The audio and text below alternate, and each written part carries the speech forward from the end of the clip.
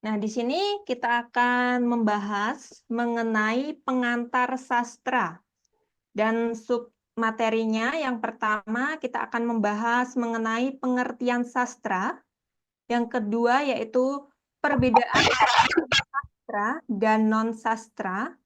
Yang ketiga bentuk tulisan dalam sastra.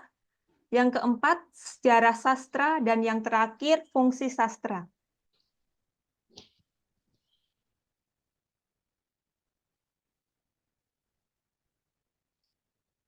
Yang pertama yaitu pengertian mengenai sastra. Secara umum, sastra diartikan sebagai segala sesuatu karya manusia baik yang tertulis maupun tidak tertulis yang di dalamnya mengandung nilai seni atau memiliki nilai estetis, keindahan.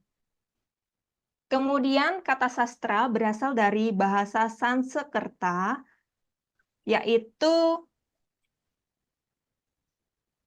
sas yang artinya mengajarkan, kemudian tra, yaitu alat untuk mengajar atau bentuk dari buku petunjuk.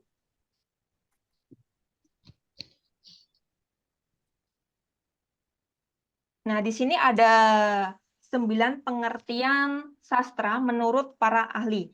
Yang pertama ada pengertian sastra menurut Rinwilk dan Austin Wieren yang membahas mengenai sastra yang merupakan karya imajinatif menggunakan bahasa sebagai medium untuk menyampaikan pengalaman estetik, emosional, dan intelektual. Yang kedua, ada pengertian sastra dari ahli Sapardi Djoko Damono, yaitu sastra sebagai karya seni yang menggunakan bahasa sebagai media utama. Nah, bahasa sebagai instrumen utama dalam menciptakan sastra dan menyampaikan pesan lebih dalam melalui penggunaan bahasa yang estetis. Yang ketiga ada filsuf yang bernama Plato, yaitu sastra sebagai tiruan atau refleksi dari realitas, sesuatu yang meniru dari dunia nyata yang dapat mempengaruhi emosi dan pikiran manusia. Yang terakhir, yang keempat, yaitu ada Aristoteles yang merupakan seorang filsuf atau sekaligus seorang murid dari Plato itu sendiri, yaitu memiliki pengertian sastra, yaitu sastra sebagai seni imitasi atau mimesis, tidak hanya meniru realitas, tetapi juga memperbaikinya.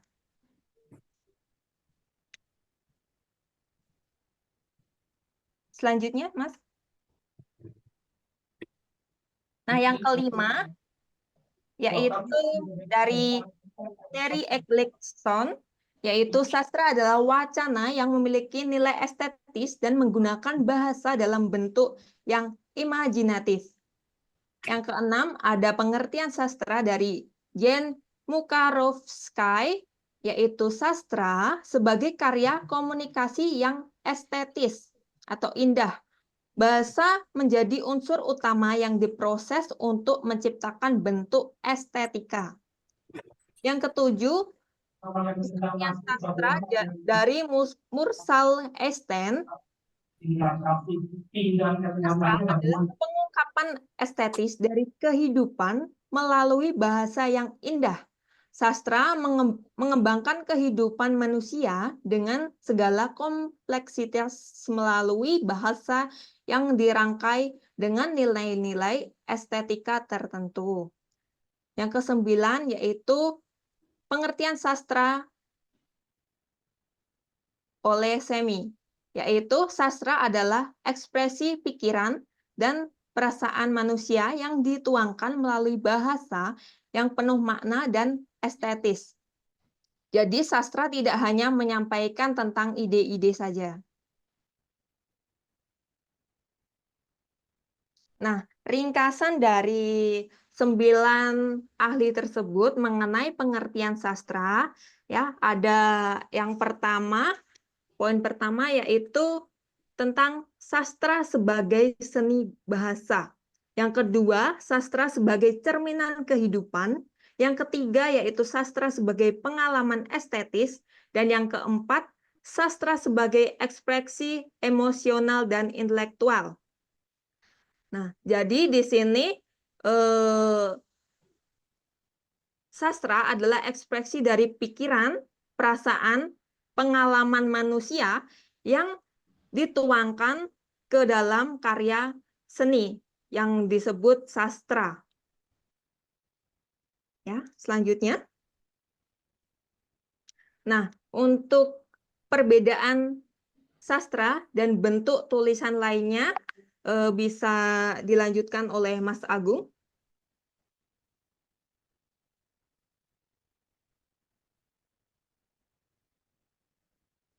Halo, Mas Agung.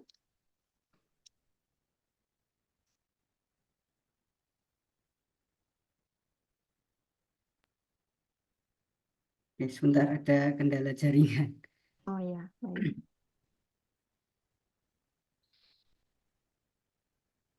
Terlihat lagi ya Bapak Ibu?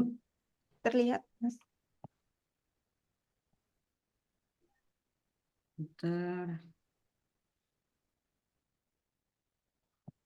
Oke, yang kedua terkait perbedaan sastra dengan bentuk tulisan lainnya atau sastra dan non-sastra.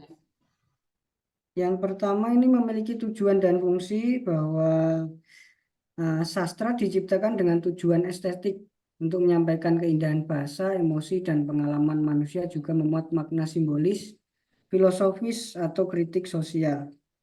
Sedangkan tujuan non-sastra ini bersifat informatis, kemudian praktis atau fungsional seperti artikel berita, laporan, esai, akademik, dan manual. Fokusnya lebih pada penyampaian informasi yang jelas dan objektif. Kemudian bahasa, dari segi bahasa ini sastra itu lebih indah, kemudian imajinatif, simbolis, ekspresif, menggunakan teknik seperti metafora, ironi, dan alur yang kompleks untuk menggambarkan suasana hati atau karakter. Sedangkan kalau yang non-sastra ini lebih langsung, kemudian jelas, objektif, gaya penulisannya cenderung ringkas dan bebas dari hiasan bahasa. Kemudian struktur, dari segi struktur ini sastra lebih bebas mengikuti alur yang bisa non-linear. Sastra bisa mengandung dialog, monolog, atau bahkan refleksi introspektif. Sedangkan yang non-sastra ini lebih formal, teratur. Misal artikel, esai yang dimana memiliki pendahuluan isi dan kesimpulan yang lebih struktur atau jelas. Kemudian keterlibatan emosional ini sastra membangkitkan perasaan atau refleksi pada pembaca seperti kebahagiaan, kesedihan, empati. Itu berhubungan dengan pengalaman manusia secara mendalam. Dan sedangkan untuk yang non-sastra ini penyampaian informasi secara logis tanpa berfokus pada aspek emosional. Dan kemudian dilihat dari fiksi dan non-fiksi. Kalau sastra ini bersifat lebih fiksi, walaupun ada juga sastra yang non-fiksi seperti esai sastra, memoir, atau autobiografi yang ditulis dengan gaya literal. Kemudian yang non-sastra ini bersifat non-fiksi, rata-rata biasanya bersifat non-fiksi seperti tulisan jurnalistik, dokumentasi, atau buku akademik. Nah, meskipun kedua bentuk tulisan menggunakan bahasa sebagai media, sastra itu lebih mengutamakan estetika, refleksi, emosional, dan kedalaman makna. Sedangkan kalau bentuk tulisan lainnya atau non-sastra itu lebih menekan pada penyampaian informasi yang jelas dan tepat. Kemudian ini bentuk tulisan dalam sastra, berbagai bentuk tulisan yang yang berbeda dalam sastra seperti prosa, puisi, drama, esai, Setiap bentuk tulisan memiliki karakteristik yang khas dan tujuan yang berbeda dalam penyampaian ide atau perasaan. Kemudian untuk prosa ini ada dua ahli. Yang pertama, prosa adalah jenis sastra yang berbentuk bebas, tidak terikat oleh rima atau ritme tertentu, dan biasanya digunakan untuk menarasikan cerita atau memberikan penjelasan. Kemudian sedangkan Robert Scholes ini menyampaikan bahwa prosa adalah karya naratif yang biasanya bersifat realistis, digunakan untuk menggambarkan kehidupan sehari-hari manusia dengan bahasa yang tidak aturan formal seperti puisi. Terdapat ciri-ciri prosa ini, yang pertama tidak terikat oleh aturan rima atau ritme. Kemudian berisi narasi, deskripsi atau dialog, dan kemudian bentuk prosa termasuk novel, cerpen, dan karya non-fiksi. Selanjutnya yang kedua tentang bentuk tulisan puisi. Puisi dalam para ahli, ini menurut Eliot, puisi adalah ekspresi perasaan dan pikiran manusia dalam bentuk padat dan penuh makna. Seringkali menggunakan bahasa yang estetik dan tersusun dalam ritme tertentu. Kemudian Rene Wellek dan Austin Warren ini menjelaskan bahwa puisi adalah karya sastra yang menggunakan bahasa dengan tingkat keindahan yang tinggi, serta terikat pada rima dan irama, dan lebih menekan pada kesan emosional daripada prosa. Terkait ciri-ciri puisi ini terikat oleh rima, ritme, dan baris, menggunakan bahasa yang padat, simbolis, imajinatif. Biasanya lebih singkat dibandingkan prosa dan menyiratkan makna. Selanjutnya drama. Ini menurut Henrik Ibsen, drama adalah seni bercerita melalui dialog dan aksi karakter yang diperagakan di atas panggung. Fokus utama drama adalah interaksi antara tokoh dalam rangka menggambarkan konflik. Kemudian Balthazar Balagen. Ini drama merupakan cerita yang dipentaskan di panggung dengan karakter yang berbicara dan berinteraksi. Seringkali bertujuan untuk menyajikan konflik sosial atau psikologis. Ciri-ciri drama itu terdiri dari dialog dan aksi, dibuat untuk dipentaskan, menyajikan konflik yang berkembang melalui interaksi antar tokoh, kemudian bentuk drama termasuk tragedi, komedi, dan melodrama. Selanjutnya esai, ini menurut Michel de Montaigne, Montaigne apa gimana? Esai adalah tulisan pendek yang mengemukakan pendapat pribadi, menulis mengenai suatu objek atau tema tertentu. Kemudian menurut George Orwell, ini esai adalah tulisan yang tidak hanya menceritakan fakta, tetapi juga mengekspresikan perspektif pribadi penulis, seringkali dengan tujuan persuasi atau refleksi. Ciri-ciri esai itu bersifat subjektif dan mencerminkan pandangan penulis, tidak terlalu panjang, umumnya membahas satu topik utama, sering menggunakan gaya bahasa yang ringan dan personal. Perbandingan dari bentuk-bentuk tulisan ini tadi ada 4, yaitu prosa, puisi, drama, dan esai. Prosa itu biasanya digunakan untuk menyampaikan cerita atau narasi secara rinci dengan alur yang panjang dan karakter yang berkembang. Kemudian sedangkan puisi ini lebih menekan estetika bahasa dan seringkali digunakan ungkapan yang simbolis dan padat. Drama fokus pada dialog dan aksi, biasanya dipentaskan dengan tujuan menggambarkan konflik antar tokoh. Sedangkan ini esai adalah bentuk tulisan non-fiksi yang lebih singkat, berisi berisi pendapat pribadi dan refleksi penulis tentang suatu topik atau isu. Setiap bentuk tulisan dalam sastra ini memiliki ciri khas yang membedakan dengan cara menyampaikan ide atau pesan kepada pembaca atau penontonnya. Nah, selanjutnya ini adalah sejarah sastra. Ini akan dijelaskan lebih dalam lagi kepada Bapak Diki. Nah, kepada Oke, Bapak Diki dipersilahkan. terima kasih untuk eh, Mas Agung Purnomo ya. Ini bekas alumni Raden Wijaya. Oke, selanjutnya ini mengenai sejarah sastra. Sebelumnya apakah suara saya terdengar oleh teman-teman? Sangat jelas, sangat Jelas jelas. ya. Oke Pak, terima kasih. Nah, jadi bagian keempat mengenai sejarah sastra. Nah, di sini dijelaskan bahwa sejarah sastra adalah ilmu yang mempelajari perkembangan sastra dari masa ke masa. Nah, jadi termasuk sastra daerah, sastra nasional, dan mancanegara. Oke, next slide. Nah, jadi sekarang kita menuju melihat ya kembali pada zaman-zaman terdahulu. Nah, jadi sastra itu dimulai dari kapan sih? Nah, jadi di sini dituliskan yang eh, kami sekelompok temukan bahwasalnya sebenarnya sastra itu sudah ada pada zaman kita bilang eh, zaman kuno ya, zaman kuno.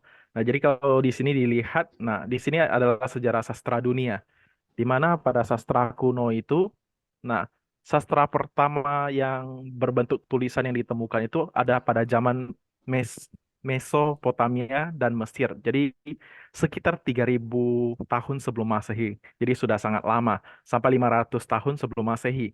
Nah, di mana kalau kita lihat di sini teks sastra kuno itu seperti epos Gilgamesh dan Mesopotamia.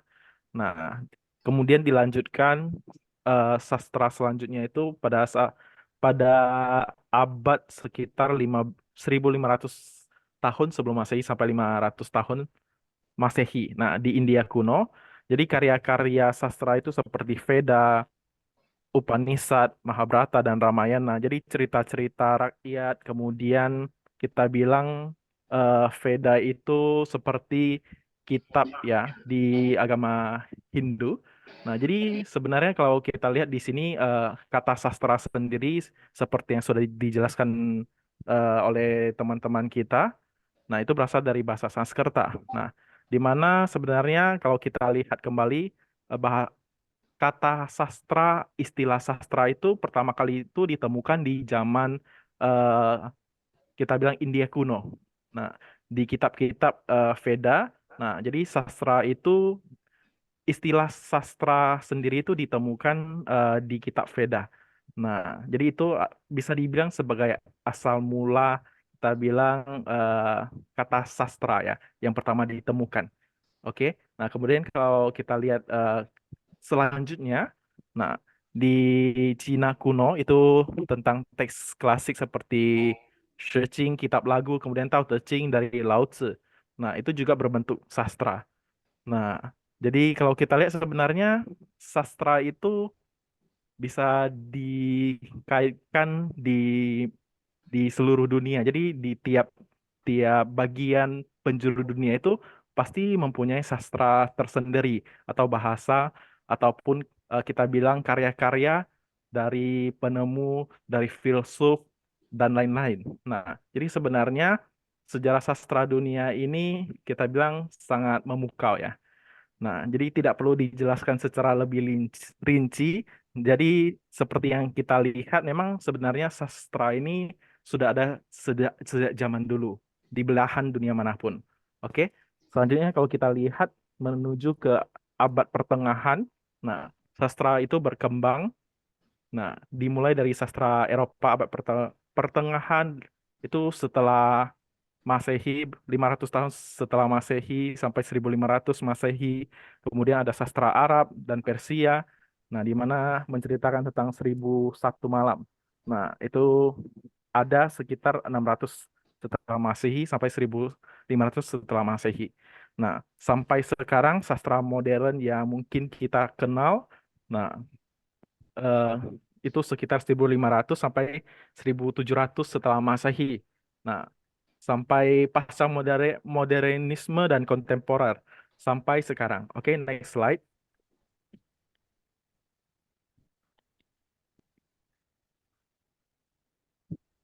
Nah, jadi kalau kita lihat sejarah sastra di Indonesia sendiri, menurut Faruk, nah, keberadaan sastra itu memiliki banyak jenis ya, tergantung dari sudut pandang mana yang mau kita gunakan untuk melihat karya sastra tersebut. Nah, jadi menurut Faruk itu karya sastra itu dibagi menjadi dua jenis berdasarkan zaman pembuatannya. Nah, jadi ada karya sastra lama, ada karya sastra baru. Di sini dijelaskan bahwasannya karya sastra lama ini dilahir dari masyarakat Indonesia secara turun-menurun. Nah, jadi bisa dibilang dalam karya sastra lama ini biasa isinya itu tentang nasihat lah, tentang ajaran agama, ajaran moral. Jadi bisa dibilang itu secara turun-menurun. Jadi membentuk suatu kebudayaan lah ya.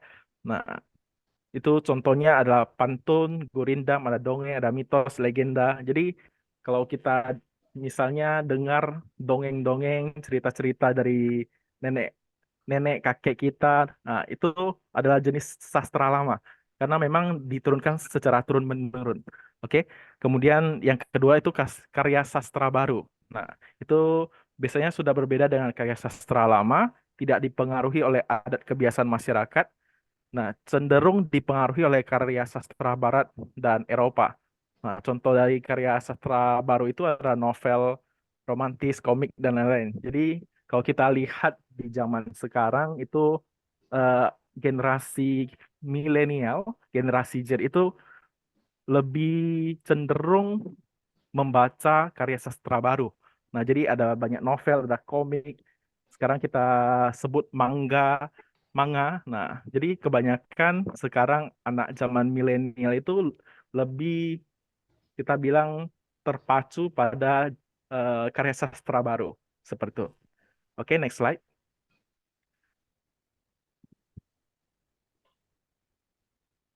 Nah, tadi kita sudah menjelaskan, sudah berdiskusi mengenai karya sastra, sejarah karya sastra ya. Nah, jadi sekarang kita masuk ke fungsi dari karya sastra itu sendiri. Jadi menurut Kosasi, sastra itu mempunyai beberapa fungsi yang digolongkan dalam 5 besar. Ya, ada fungsi rekreatif, ada fungsi didaktif, ada fungsi estetis, ada fungsi moralitas, ada fungsi religiusitas. Nah, jadi kalau kita lihat fungsi estetika itu apa sih? Yaitu memberikan pengalaman keindahan melalui bahasa yang indah dan imajinatif. Jadi seseorang ketika membaca suatu puisi, membaca suatu karya ya. Jadi sastra itu bisa memberikan pengalaman keindahan. Jadi melalui kita membaca suatu sastra seperti puisi, jadi kita bisa lihat kata-kata yang indah, kata-kata yang imajinatif. Nah, kemudian kedua itu fungsi sosial. Itu mencerminkan, mengkritik, mempengaruhi kondisi sosial dan budaya masyarakat. Jadi sebenarnya seperti yang teman kita jelaskan, nah, bahwa karya sastra itu juga bisa dibilang sebagai cerminan dari sebuah kehidupan. Nah, jadi sastra itu sering dianggap sebagai bentuk tiruan atau refleksi dari realitas kehidupan menurut Plato atau Aristoteles. Nah, jadi itu masuk ke fungsi sosial nih. Oke. Kemudian selanjutnya ada fungsi moral, fungsi edukatif. Tentu saja sastra itu mengajarkan nilai-nilai tentang moral dan memberikan pelajaran kehidupan. Itu sudah pasti. Kemudian ada fungsi ekspresif, sarana ekspresi, perasaan, emosi, kemudian pemikiran pengarang. Nah, kemudian ada fungsi katarsis, yaitu membantu pembaca, penonton membersihkan dan menyeimbangkan emosi melalui pengalaman estetis. Jadi seringkali kalau kita sudah penat, kita sudah stres, nah kadang kita bisa baca novel, baca buku, itu bisa merilis ya. Jadi membantu kita sebagai pembaca untuk membersihkan atau menyeimbangkan emosi kita. Nah, kemudian yang terakhir adalah fungsi pengembangan kesadaran, yaitu membangun kesadaran pembaca terhadap diri sendiri dan dunia di sekitarnya. Karena memang kalau kita lihat sastra itu banyak sekali jenisnya. Jadi pada saat kita membaca suatu sastra, suatu karya, itu bisa membangun sebuah kesadaran yang baru. Nah, terhadap diri sendiri ataupun dunia di sekitar kita. Nah, secara keseluruhan, sastra berfungsi sebagai cerminan kehidupan manusia, kemudian alat untuk mengekspresikan pengalaman, sarana pengajaran, dan cara untuk menciptakan keindahan yang unik melalui bahasa. Oke, next slide. Oh, seperti itu saja penjelasan dari tim kami. Kalau ada kata-kata yang salah, kata yang